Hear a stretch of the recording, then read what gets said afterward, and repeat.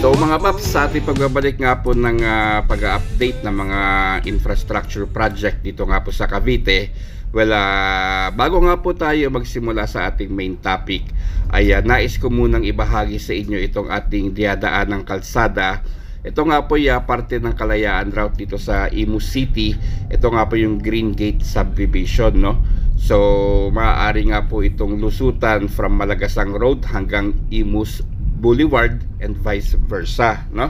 So naisipan po natin na dito tayo magsimula dahil nga po ako nais ko lang ibahagi sa inyo kung kayo mahilig na mag food trip, no?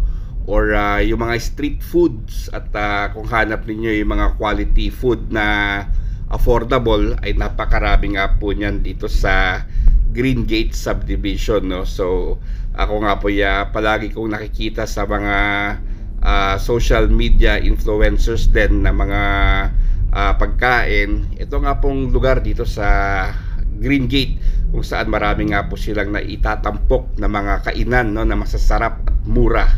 Pero ngayon nga mga paps, hindi po tayo kakain na. Napadaan lang po tayo dito bago nga po natin puntahan yung ating pakay ngayon. At gusto ko lang ibahagi muna sa inyo itong Green Gate subdivision nga na parte na rin ng Kalayaan route.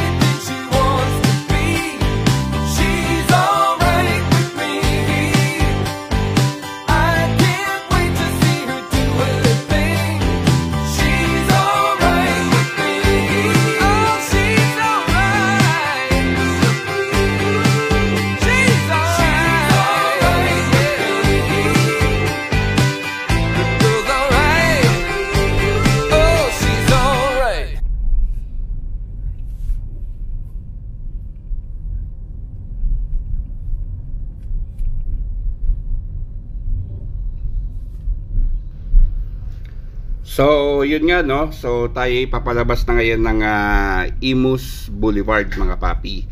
Well, ito nga pong ating main topic ngayon ay itong bagong tulay na ginagawa nga po dito sa Malagasang 1G.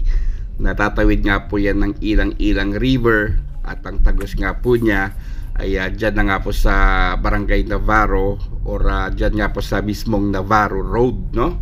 Sa General Trias City naman po yun mga kapapi. Na-update na nga rin po natin ito itong bridge na ito mga paps, siguro mag-iisang buwan na rin ang nakalipas.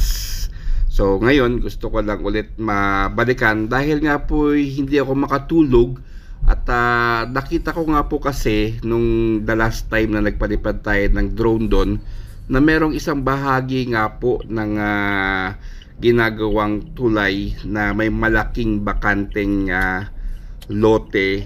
At ang yun nga po, iniisip ko for this past few weeks whether part na nga po ba siya ng terminal ng ating Cavite Bus Rapid Transit System, no? Maybe yan nga po yung ating aalamin ngayon mga papi. At sa bahagi ito nga po dito sa may Imus Boulevard ay maaaring isigit ko nga po yung clips, no, ng pagkuha natin ng aerial shot doon sa sinasabi kong area kung saan meron ding earthworks.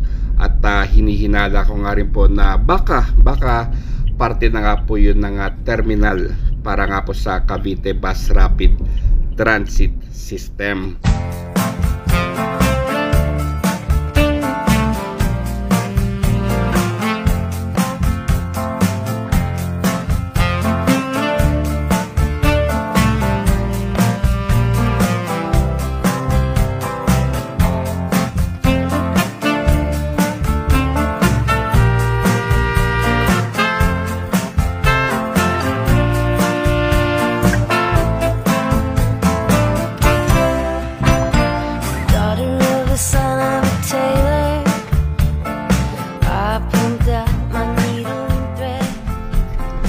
yun na nga po yung ating in-insert na video footage, yung possible na terminal nga po ng Cavite Bus Rapid Transit System. At later on makikita nyo nga po yung buong footage natin para nga po dito sa proyekto.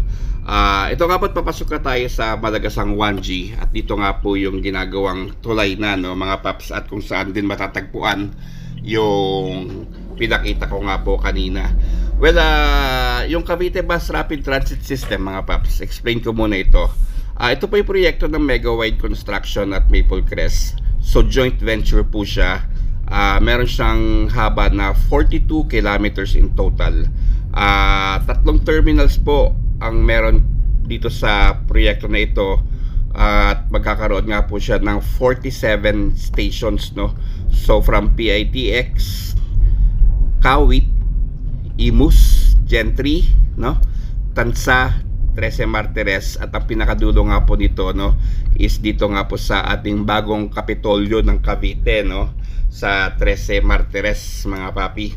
So again, 42 kilometers, no, may mga point to point din po yan.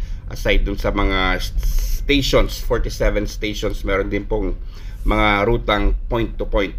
So andito na nga po tayo sa site, mga paps, kung saan sa harapan nga po natin yung Ilang-Ilang River. At sa bahaging ito nga po ipapakita ko sa inyo yung buong aerial shot nga po natin para sa proyektong ito.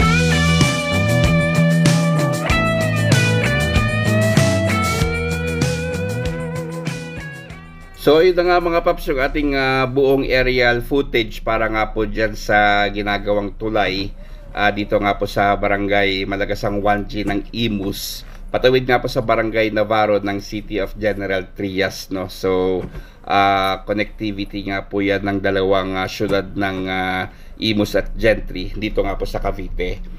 Well, bago nga po natin sagutin kung ano nga po ba yung tinutukoy ko na bakanting lote doon, whether part na nga po ba siya ng terminal ng bus rapid transit system or part nga po ba siya ng stations na, no? Apart doon sa 47 stations nga po ng Cavite Bus Rapid Transit System. Bago po yan mga paps, nais ko muna batiin si Fritz Estepona at ang kanyang anak na mag-birthday ngayong September 22 na si Jaja. So happy birthday nga po sa iyo, Jaja. At also no, si Sir Kevin Irwin Binuya, no, na na-meet nga po natin sa Karsadang Bago. Shout out sa iyo, Sir Kevin, and nice meeting you. Well, konting detalye lang po dito sa ginagawang tulay, no. So nakita nga po natin na meron ng board pile activity na ginawa dito nung last visit nga po natin, no. So indication nga po yun na gagawan siya ng poste para magkaroon ng elevated na bridge, no. Kasi dati itong access dito ay palusong mga papi, no. So ngayon gagawin na nga po siyang elevated nang sa ganun nga ay mas mapaigi at mas lumawak pa yung daluyan ng Ilang-Ilang River para na rin po makaiwas sa pagbaha, no. So yun nga po, no, ang kasagutan nga po dun sa nakita natin na merong barracks, no, na may bakod na color blue on which nga po inakala ko na terminal siya or stations. Well, isa po pala siyang on-site fabrication mga papi, no. So doon nga lang po ginagawa yung mga kinakailangan para mabuo yung tulay, katulad nga po ng pagbuo ng girder at mga iba pang kagamitan. At isa pa nga po ay admin office na nga rin po, no, ng contractor. So yun po yung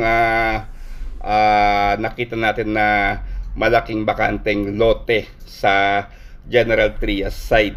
So siguro naman ngayon ay makakatulog na ako na mahimbing dahil nalaman na nga po natin kung ano yung lote na yon, no? So naitanong nga po natin yan mga paps at unfortunately, no, gustuhin ko man sana sumugod pa doon sa kabilang area, tumawid ng ilog, kaso sobrang maputik naman mga paps. So buti na lang may mga tao rin tayo na napagtanungan sa area, yung mga manggagawa dyan ng bridge. So again, ulitin ko lang po, hindi po siya part ng terminal or ng station, bagkos ay isa nga po siyang on-site fabrication para nga po dyan sa tulay na ginagawa dyan sa Malagasang at Navarro Bridge, na magiging parte nga rin po ito ng ating Cavite Bus Rapid Transit System. So antabayanan nga po natin, no, ang mga susunod na update natin.